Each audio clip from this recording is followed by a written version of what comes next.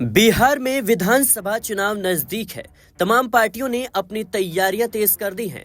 कोई अपने वोटर्स को साधने की पूरी कोशिश कर रहा है, तो कोई जनता से बड़े बड़े वादे। इन सबके बीच बड़ा सवाल यह है कि आखिर बिहार के मुसलमान किसका साथ देंगे? नीतीश कुमार, तेजस्वी यादव, प्रशांत किशोर या असदुद्दीन ओवैसी? बिहार की जंग में इस बार कई पार्टियां उतर चुकी हैं और इसीलिए मुस्लिम वोटर्स पर सबकी नजर टिकी हुई है।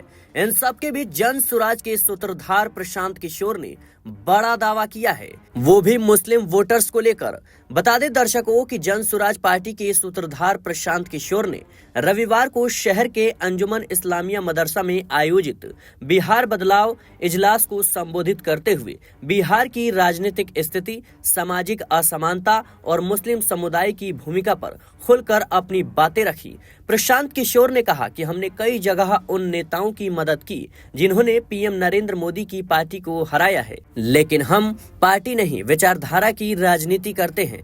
उन्होंने कहा कि कौन पार्टी कैसी पार्टी, इस विवाद में नहीं पड़ते हैं। आज का हुक्मरान जालिम है तो मानिए कि उसे चुनने में आपसे गलती हुई है।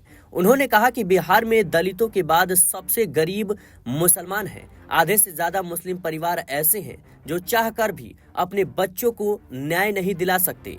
उन्होंने कहा कि आपको बार बार बताया गया कि आप अल्पसंख्यक हैं। नेताओं ने आपको मानसिक रूप से कमजोर कर दिया है, जबकि आबादी के अनुपात में आपके 40 विधायक होने चाहिए, लेकिन सिर्फ 19 है।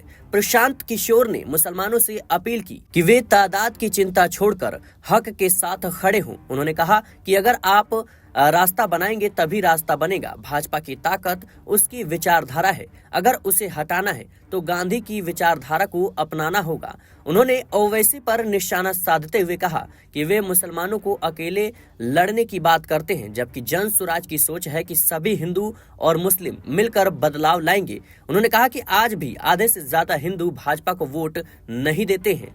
प्रशांत किशोर ने जोर देकर कहा कि अगर बिहार बदलेगा तो देश बदलेगा। अगर आप गलत को चुनेंगे तो गलत ही पाएंगे। सही को चुनिए ताकि आने वाली पीढ़ी को बेहतर भविष्य मिल सके।